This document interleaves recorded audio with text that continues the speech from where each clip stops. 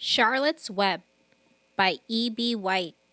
Pictures by Garth Williams. Chapter 11. The Miracle. The next day was foggy. Everything on the farm was dripping wet. The grass looked like a magic carpet. The asparagus patch looked like a silver forest. On foggy mornings, Charlotte's Web was truly a thing of beauty. This morning, each thin strand was decorated with dozens of tiny beads of water. The web glistened in the light and made a pattern of loveliness and mystery, like a delicate veil.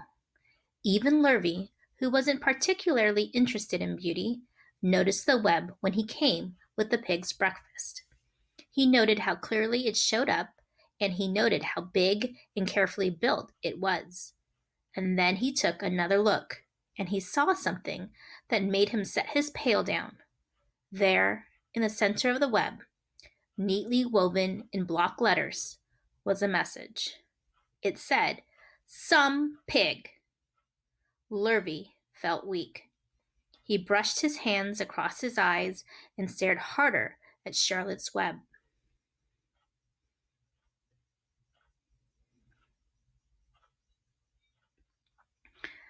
"I'm seeing things," he whispered. He dropped to his knees and uttered a short prayer.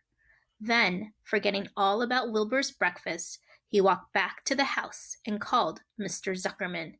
"I think you better come down to the pig pen," he said. "What's the trouble?" asked Mr. Zuckerman. "Anything wrong with the pig?" "Not exactly," said Lurvy. "Come and see for yourself." The two men walked silently down to Wilbur's yard. Lurvy pointed to the spider's web. "Do you see what I see?" he asked. Zuckerman stared at the writing on the web. Then he murmured the words, "Some pig." Then he looked at Lurvy. Then they both began to tremble. Charlotte, sleepy after her night's exertions, smiled as she watched. Wilbur came and stood directly under the web. "Some pig," muttered Lurvy in a low voice. "Some pig," whispered Mr. Zuckerman. They stared and stared for a long time at Wilbur. Then they stared at Charlotte. "You don't suppose that spider," began Mr. Zuckerman, but he shook his head and didn't finish the sentence. Instead, he walked solemnly back up to the house and spoke to his wife. "Edith, something has happened," he said in a weak voice. He went into the living room and sat down, and Mrs. Zuckerman followed. "I've got something to tell you, Edith," he said. "You better sit down." Mrs. Zuckerman sank into a chair. She looked pale and frightened. "Edith," he said, trying to keep his voice steady, "I think you had best be told that we have a very unusual pig."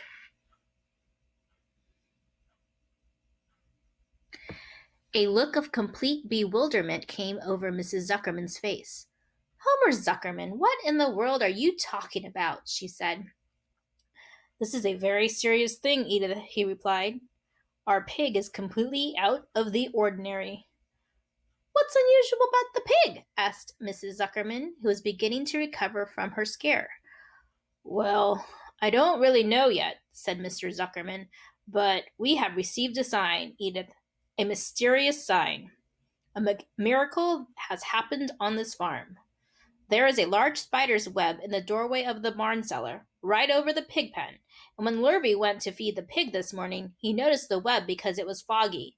And you know how a spider's web looks very distinct in a fog? And right spang in the middle of the web, there were the words, 'Some pig.' The words were woven right into the web. They were actually part of the web, Edith.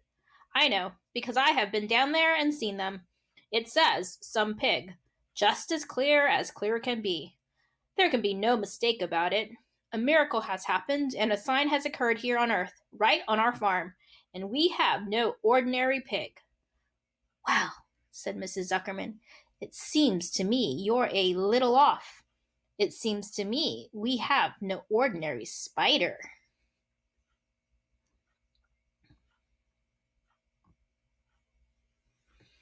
"Oh, no," said Zuckerman.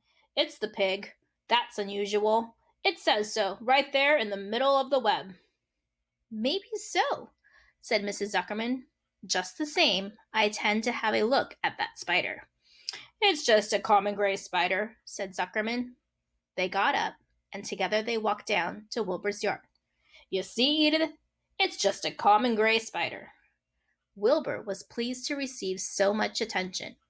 Lurvy was still standing there, and Mr. and Mrs. Zuckerman, all three, stood for about an hour reading the words on the web over and over and watching Wilbur. Charlotte was delighted with the way her trick was working. She sat without moving a muscle and listened to the conversation of the people. When a small fly blundered into the web just beyond the word pig, Charlotte dropped quickly down, rolled the fly up, and carried it out of the way. After a while, the fog lifted. The web dried off, and the words didn't show up so plainly. The Zuckermans and Lurvy walked back to the house. Just before they left the pig pen, Mr. Zuckerman took one last look at Wilbur.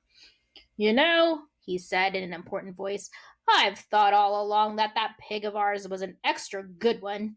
He's a solid pig. That pig is as solid as they come. You notice how solid he is around the shoulders, Lurvy? Sure I do, said Lurvy. I've always noted that pig. He's quite a pig. He's long and he's smooth, said Zuckerman. That's right, agreed Lurvy. He's as smooth as they come. He's some pig. When Mr. Zuckerman got back to the house, he took off his work clothes and put on his best suit. Then he got into his car and drove to the minister's house. He stayed for an hour and explained to the minister that a miracle had happened on the farm. So far, said Zuckerman, only 4 people on earth know about this miracle. Myself, my wife Edith, my hired man Lurvy, and you. Don't tell anybody else, said the minister. We don't know what it means yet, but perhaps if I give thought to it, I can explain it in my sermon next Sunday. There can be no doubt that you have a most unusual pig. I tend to speak about it in my sermon and point out the fact that this community has been visited with a wondrous animal. By the way, does the pig have a name? Why, yes, said Mr. Zuckerman. My little niece calls him Wilbur. She's a rather queer child. Full of notions. She raised the pig on a bottle, and I bought him from her when he was a month old. He shook hands with the minister and left. Secrets are hard to keep. Long before Sunday came, the news spread all over the county. Everybody knew that a sign had appeared in a spider's web on the Zuckerman place. Everybody knew that the Zuckermans had a wondrous pig. People came from miles around to look at Wilbur and to read the words on Charlotte's web. The Zuckermans' driveway was full of cars and trucks from morning till night. Fords and Chevys and Buick Roadmasters and GMC pickups, and Plymouths and Studebakers and Packards and DeSotos with gyromatic transmissions, and Oldsmobiles with rocket engines, and Jeep station wagons and Pontiacs. The news of the wonderful pig spread clear up into the hills, and farmers came rattling down in buggies and buckboards to stand hour after hour at Wilbur's pen admiring the miraculous animal. All said they had never seen such a pig before in their lives. When Fern told her mother that Avery had tried to hit the Zuckerman spider with a stick, Mrs. Arable was so shocked that she sent Avery to bed without any supper as punishment. In the days that followed, Mr. Zuckerman was so busy entertaining visitors that he neglected his farm work. He wore his good clothes all the time now, got right into them when he got up in the morning. Mrs. Zuckerman prepared special meals for Wilbur. Lurvy shaved and got a haircut, and his principal farm duty was to feed the pig while people looked on. Mr. Zuckerman ordered Lurvy to increase Wilbur's feedings from 3 meals a day to 4 meals a day. The Zuckermans were so busy with visitors they forgot about other things on the farm. The blackberries got ripe, and Mrs. Zuckerman failed to put up any blackberry jam. The corn needed hoeing, and Lurvy didn't find time to hoe it. On Sunday, the church was full. The minister explained the miracle. He said that the words on the spider's web prove that human beings must always be on the watch for the coming of wonders. All in all, the Zuckerman's pig pen was the center of attraction. Fern was happy, for she felt that Charlotte's trick was working and that Wilbur's life would be saved. But she found that the barn was not nearly as pleasant. Too many people. She liked it better when she could be all alone with her friends, the animals.